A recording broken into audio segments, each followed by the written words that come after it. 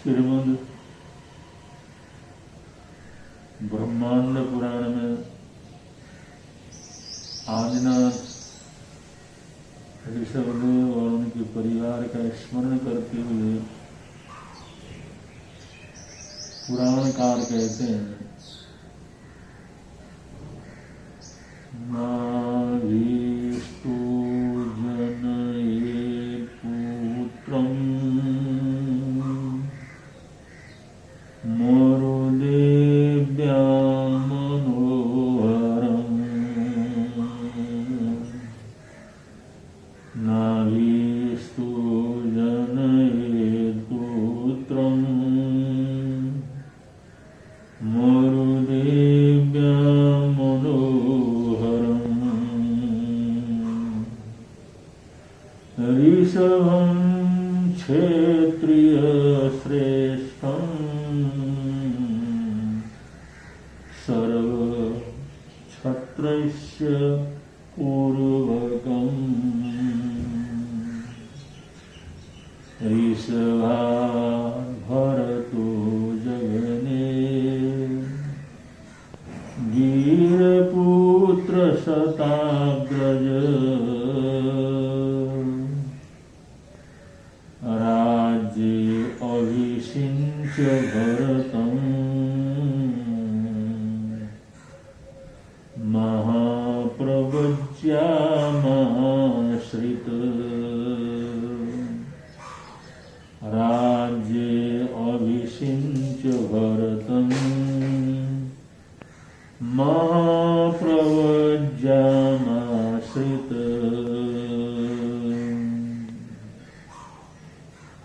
युगे युगे महापुण्यम् दृश्यते द्वारिकापुरी। अवतीर्णो हरिर्यत्र प्रभास शशिभूषण। रैवताद्रोजिनोर्ने युगादिर्विमलाचले। ऋषीणाम् आश्रमादेव मुक्तिमार्गस्य कारणम्।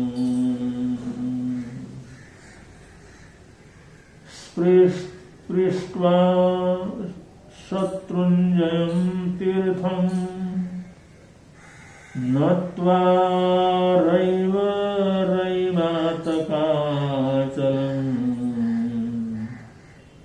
स्नात्वा गजपदे कुण्डे पुनर्जन्म न विद्यते। परमात्मानमात्मा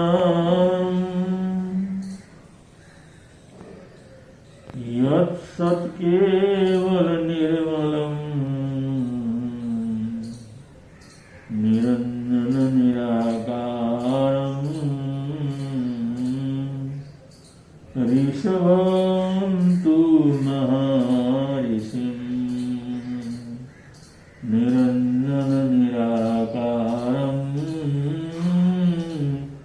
ऋषभं तु महर्षिम्।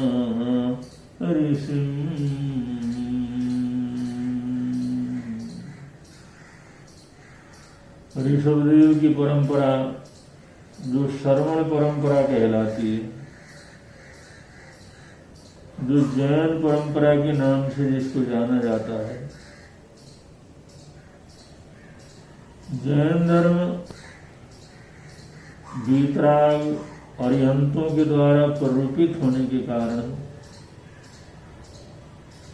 सर्वथा सिद्ध और वैज्ञानिक आधार पर मजबूत जो है माना जा रहा है। आज का विश्व का वैज्ञानिक जगत वो भी जैन धर्म को एक निश्चित रूप से वैज्ञानिक आधार के ऊपर खड़ा धर्म संस्कार मानते हैं। इस धर्म परंपरा में जो वाणी विद्यमान है, सूत्र शास्त्र विद्यमान है, जिसमें बहुत सा ज्ञान दर्शन भरा हुआ है, उसमें बड़ा महत्वपूर्ण एक ही छोटा सा सूत्र आया है, एगो में सासो अप्पा नाण दंशन संजू। छोटा सा सूत्र है, एगो में सासो अप्पा नाण दंशन संजू। कहा है एक जो हमारी आत्मा है, एगो में सासो अप्पा, एक हमारी जो आत्मा है वो भी किससे? ज्ञान और दर्शन से संयुक्त, जिसका स्वभाव ज्ञान और दर्शन, देखने और जानने की जिसके अंदर क्षमता है, ताकत, ज्ञान दर्शन जिसमें मौजूद है, ऐसी हमारी आत्मा शासो माने ये शास्त्रोत है और एक ही। ये बड़े अद्भुत वचन है। एगो में एक ही हमारी आत्मा जो ज्ञान दर्शन से संयुक्त है, वही शास्त्रोत है। इसमें प्रश्न पैदा होता है, क्या आत्मा ही शाश्वत है? ये जगत का और पदार्थ है वो शाश्वत नहीं है। लेकिन व्यवहारिक दृष्टि से, प्रयोग की दृष्टि से देखा जाए तो ये सारे जगत का जो अस्तित्व है वो आत्मा के अस्तित्व के कारण जो है स्थित है। अगर आत्मा की शाश्वतपना और वह आत्मा के अंदर ज्ञान और दर्शन की ताकत होने की वजह से ये सारा संसार दिखता है, ये सारा संसार बरतता है। अगर ये ज्ञान न हो तो ये संसार का कोई अस्तित्व ही नहीं। इसलिए अंतत्वगत्वा शास्त्रकार कहते हैं एक तुम्हारी आत्मा ही शाश्वत, वही हमेशा रहने वाली है, वही कभी नष्ट नहीं होने वाली है, और वह आत्मा है ज्ञानवान, ज्ञान से संयुक्त। और ये संसार, ये सारी दुनिया की चीजें जो दिखती हैं, सुनने में आती हैं, दृश्य के रूप में, रंग के रूप में, 5-5 रंग के रूप में दिखाई देती हैं, सुगंध दुर्गंध आदि अनेक गंधों के रूप में हमारा स्पर्श होता है, या 5-5 रस जिसको हम जो ग्रहण करके उनके अस्तित्व को हम जानते हैं, 8-8 स्पर्श हैं जिससे हम दुनिया के अंदर रही हुई चीजों को, उनका स्थायित्व अनुभव करते हैं। शास्त्रकार कहते हैं ये सब अशाश्वत, ये सब हमेशा रहने वाली चीज नहीं। ये अगर सामने है, शाश्वत है, अगर इनका शाश्वत क्या होना, इनका मौजूद होना भी हमारे ज्ञान के ऊपर है। और थोड़ी देर के लिए आप कल्पना करो कि हमारी आंखों को खोलते हैं, रंगी बिरंगी सारी दुनिया दिखाई देती है, रंग देखते हैं, आकृतियां दिखती हैं, उनका स्वरूप दिखता है, उनकी शक्ल दिखती है। आंखें खोलते हैं तो आंखों से हम जो ज्ञान जो कि 5 इंद्रिय ज्ञान के साधन है, आत्मा के ज्ञान के साधन है, वो उस ज्ञान के साधन का प्रयोग करती है हमारी आत्मा। आंखें खोल करके जब देखते हैं तो सारा संसार चारों तरफ फैला हुआ अस्तित्व का नजर आता है। शहर के रूप में हो, गांव के रूप में हो, पहाड़ों के रूप में हो, नदियों के रूप में हो, या आकाश और पाताल के रूप में हो,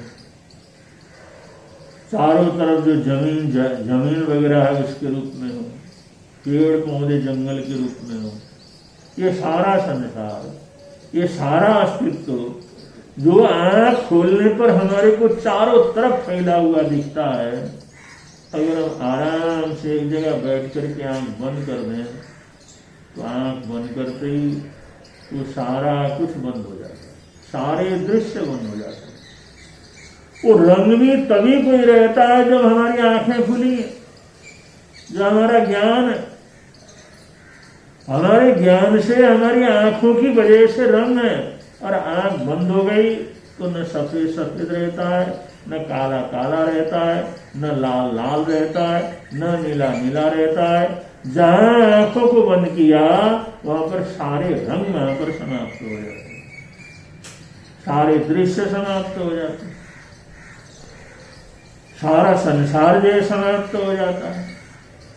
आंखें नहीं तो जान नहीं, जिनको आंखों की रोशनी नहीं है, आंखों से जानने की जो शक्ति है वो ताकत नहीं है, उसके लिए सारा जगत शून्य, कुछ भी नहीं, न कोई मकान, न कोई वृक्ष है, न उसका रंग, न उसका स्वरूप, न कोई आकृति, न कोई प्रकृति है। तो सारी चीजें हमारे देखने से या हमारे सुनने से पैदा हो जाते हैं। हम सुनते हैं तो सुनने से ये सारी चीजें पैदा होती हैं, कुछ है सुनने से पैदा होता है, सुनना बंद हो जाता है। सुनने की शक्ति नहीं है तो उसके लिए संसार सारा आधा कट हो जाता है। इसी प्रकार से जो सुनने की शक्ति है, घ्राणेन्द्रिय की जो ताकत है, सुनते हैं हम लोग तो सुनने की वजह से बहुत से दुनिया की समृद्धि है, सोने की वजह से, अलग अलग गंध की वजह से, अलग अलग खुशबुओं की वजह से, शुभ और अशुभ खुशबू की वजह से किसी अस्तित्व को स्वीकार करते हैं। यहाँ जो चखते हैं पांचों इंद्रियों का रस, उससे जो अलग अलग चीजों का अस्तित्व मालूम होता है, ये फलानी चीज है, ये फलानी चीज है, ये फलानी चीज है, क्योंकि हर पदार्थ का अपना कुछ स्वाद है। अगर हमारे स्वाद लेने की स्थिति नहीं है, हम स्वाद ले ही नहीं सकते, स्वाद लेना बंद हो गया तो समझ लो स्वाद से संबंधित जो जगत है वो विलीन हो जाता है। और 8 प्रकार से स्पर्श है, कोई ठंडा है, कोई गर्म है, कोई खुरदुरा है, कोई चिकना है, कोई लंबा है, कोई छोटा है, जो भी हमारे स्पर्श इंद्रिय के माध्यम से हम जिस अस्तित्व को स्वीकार कर लेते हैं उसकी वजह से सारी दुनिया मौजूद लगती है। लेकिन अगर ये स्पर्श करने की ताकत न रहे, स्पर्श न करें, स्पर्श का ज्ञान अगर विलित हो जाए, वो धुंधला हो जाए, वो नष्ट हो जाए, तो जो है स्पर्श से पैदा होने वाले, स्पर्श से अस्तित्व के अंदर आने वाले जितने भी पदार्थ हैं वो सारे के सारे भी विलीन हो जाते हैं। एक से हमारा ज्ञान है तो सारी दुनिया, ज्ञान है तो रंग, ज्ञान है तो स्वाद, ज्ञान है तो दुनिया के अंदर तरह तरह के दृश्य हैं, सुगंध दुर्गंध है, ज्ञान है तो पदार्थ है, ठंडा है, गर्म है, जो कुछ भी है, ये ज्ञान की वजह से। अगर ज्ञान नहीं है तो ये सारी चीजें अस्तित्व से हीन हो जाती हैं, कुछ भी नहीं रहता। इसलिए शास्त्रकार यहाँ पर कहते हैं एगो में शाश्वत अप्पा, एक हमारी आत्मा ही शाश्वत है, ये संसार शाश्वत नहीं है, ये संसार का कोई अस्तित्व नहीं है, इनका कोई मूल्य नहीं है, क्योंकि ये तो ज्ञान की वजह से प्रकट होते हैं। अगर हमारा ज्ञान खत्म हो जाता है, वो मूंद जाता है, तो ये सारे के सारे विलीन हो जाते हैं, उनका अपना कोई अस्तित्व नहीं। ज्ञान के साथ वो अस्तित्व के अंदर आते हैं। ये थोड़ा दर्शन का विषय है, इसलिए कठिन तो है, लेकिन यहाँ पर ये आया है, प्रसंग आया है, इसलिए आपकी जानकारी में हम बतला दे रहे हैं। तो यहाँ पर शास्त्रकारों ने स्पष्ट शब्दों में कहा एवं में शाश्वत का, ज्ञान दर्शन से संयुक्त हमारी आत्मा यही जो शाश्वत है, इसके अलावा कुछ भी दुनिया के अंदर शाश्वत नहीं है। वो सब हमारी आत्मा और हमारे ज्ञान की वजह से अस्तित्व में। इसको थोड़ा चिंतन करने की क्या जरूरत है। तो इस आत्मा को या आत्मा के अस्तित्व को हम किसी में किस रूप में स्वीकार करते हैं, या परमात्मा के रूप में, या आत्मा के रूप में, अनंत ज्ञान दर्शन के रूप में, ये जो है ये हमेशा रहने वाली जो आत्मसत्ता है, उस आत्मसत्ता को स्वीकार करने वाले या इसी का जो आत्मा का परम रूप है उसी को परमात्मा कहते हैं। आत्मा का एक साधारण रूप और एक उसका परम रूप, जो आत्मा का परम स्वरूप है उसी को परमात्मा कहते हैं। तो आत्मा और परमात्मा को स्वीकार करने वाले लोग, आत्मा और परमात्मा को स्वीकार करने वाले संस्कृति, आत्मा और परमात्मा को स्वीकार करने वाली जो विचारधारा है, इसी विचारधारा को सनातन कह करके पुकारा जाता है। तो हमारे देश की, हमारी भारतवर्ष की जो परंपरा है वो सनातन परंपरा है। हम सब सनातनी हैं। ये जितने भी भेद प्रभेद हैं ये जो है किसी भी चीज को लेकर के हो सकते हैं, कर्म को लेकर के हो सकते हैं, कार्य को लेकर के हो सकते हैं, स्वभाव को लेकर के हो सकते हैं, इंसान की वृत्ति को लेकर के हो सकते हैं, इंसान के अभिमान को लेकर के हो सकते हैं, कोई भी कारण हो सकता है। लेकिन भारतवर्षीय जो प्रवृत्ति है, भारतवर्षीय जो दृष्टिकोण है, भारतवर्ष के अंदर जो ये परंपरा है शाश्वत आत्मा की, ये आत्मा अजर अमर है, आत्मा और आत्मा का परम रूप परमात्मा, ये आत्मा परमात्मा को अगर कोई मानता है तो वो सब जो है ये सनातन धर्मी कहलाते हैं। तो हम सब हिंदुस्तान के अंदर रहने वाले लोग ये हम सनातन धर्मी हैं। इसलिए हम चाहे हिंदू हो वो सनातनी हिंदू है, जैन हो तो सनातनी जैन है, बौद्ध है तो सनातनी बौद्ध है, सिख है तो सनातनी सिख है, और जितने भी धर्म परंपरा जो भारत की एक विचारधारा से, इस शास्त्रत विचारधारा से जो जुड़ करके चलने वाली जितने भी विचारधाराएं हैं, इस विचारधाराओं को मानने वाले लोग वो सनातनी कहलाते हैं। इसलिए हम सब हिंदुस्तान की विचारधारा से पगे हुए लोग, हम लोग सनातन हैं।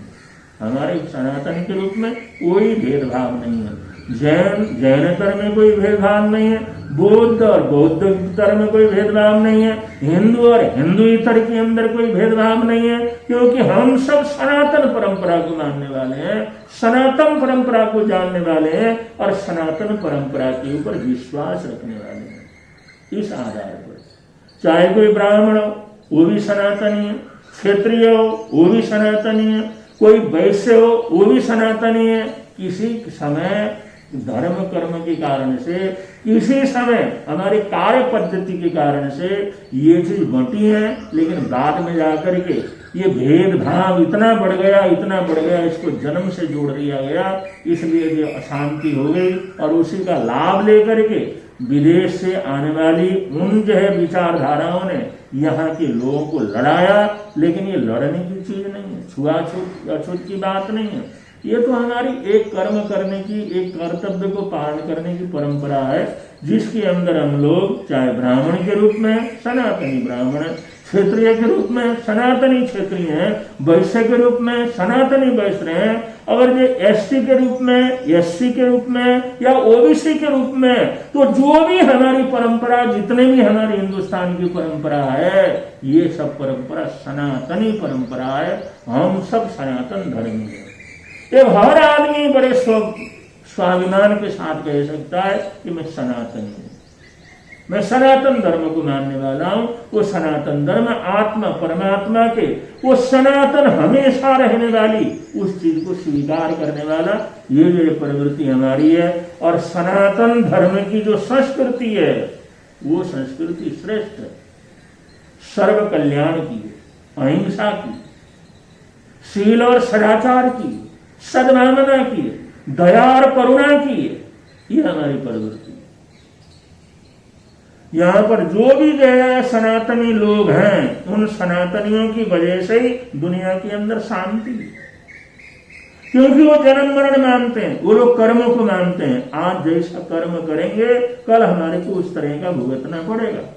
वो जानते हैं कि आज अगर हम गलत करेंगे तो हमारी गति खराब हो जाएगी, हमारी स्थिति खराब हो जाएगी, क्योंकि सनातन परंपरा को मानते हैं, इसलिए पाप करने से डरते हैं, इसलिए पाप पुण्य को मानते हैं, इसलिए पाप पुण्य का भेद समझने की चेष्टा करते हैं। तो ये सब सनातनी परंपरा है, और सनातनी धर्म को मानने वाले सनातनी परंपरा के लोग मौजूद हैं, तभी दुनिया के अंदर शांति है। जहां पर सनातन समाप्त होगा वहां पर कभी शांति रह नहीं सकती।